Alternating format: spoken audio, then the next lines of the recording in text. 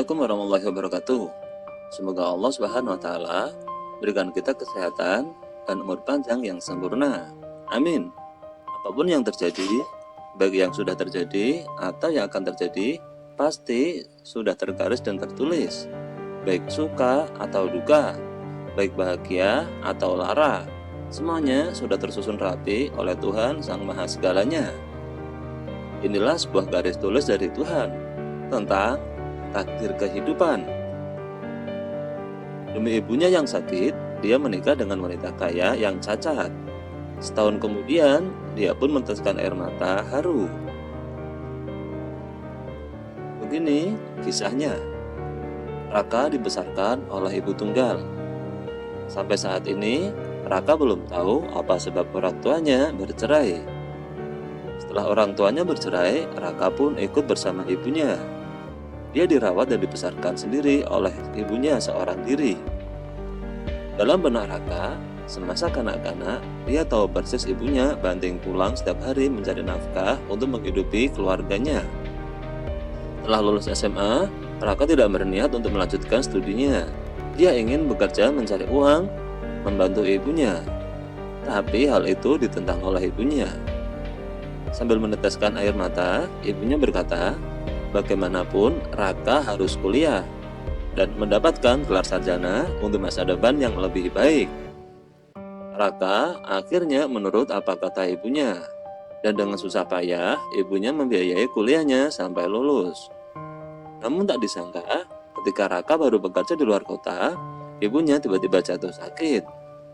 Jantung ibunya ada masalah.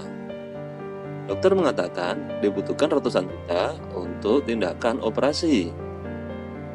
Saat itu, Raka merasa dunia seakan mau runtuh.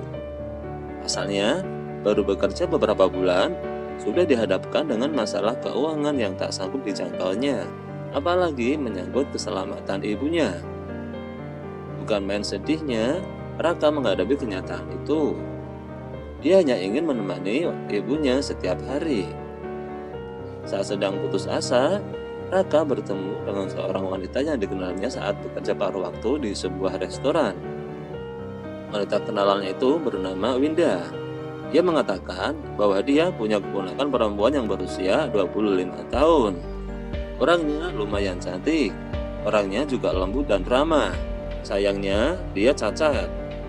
Dia menderita polio pada masa kanak-kanak. Dia hanya bisa berjalan dengan bantuan kursi roda. Sebelumnya pernah dikenalkan dengan beberapa calon, tapi orang tuanya masih khawatir. Menurut saya, kamu sosok pria yang baik, pria yang bertanggung jawab. Kalian bisa saling kenal dulu. Jika sama-sama tertarik dan kamu setuju, maka kamu tidak perlu khawatir lagi dengan biaya operasi ibumu. Selain itu, pihak keluarga juga akan menyiapkan satu buah unit rumah untuk pernikahan kalian nanti. Begitu kata sang teman. Meskipun agak lega mendengar biaya operasi penyakit ibunya akan dibantu, tapi Raka sempat ragu mengingat kebahagiaan selama sisa hidupnya itu harus dilalui bersama dengan wanita yang cacat. Setelah dipertimbangkan semalaman dengan matang, akhirnya demi keselamatan ibunya, Raka pun tidak peduli lagi. Dia akan menemui dulu gadis keponakan Winda kenalannya itu. Hari itu, setelah bertemu dengan gadis itu, Raka seketika merasa akrab dengannya. Mereka berbincang-bincang dengan ceria, seakan sudah lama saling kenal. Tidak ada rasa canggung sedikit pun, dan Raka juga tak menyangka gadis yang bernama Devi itu tertarik padanya. Singkat cerita, 2 bulan setelah perkenalan itu, mereka pun melangsungkan pernikahan. Dan operasi ibunya juga akhirnya berjalan sukses. Dan sekarang dalam masa pemulihan. Raka juga berusaha sebaik mungkin bersikap baik dan merawat Devi, istrinya yang cacat. Tapi semua ini Raka jalani hanya untuk membalas budinya. 1 tahun kemudian, Devi tiba-tiba mengajukan cerai pada Raka. Devi hanya mengatakan bahwa dia sangat berterima kasih atas semua yang Raka lakukan selama ini. Raka seketika menitikkan air mata haru dan tersentuh setelah mendengar ucapan Devi. Dia tidak menyangka istrinya yang dengan rela mengajukan cerai kepadanya. Hari itu, Raka baru menyadari kalau selama setahun dalam kebersamaannya, dia benar-benar telah jatuh cinta kepadanya.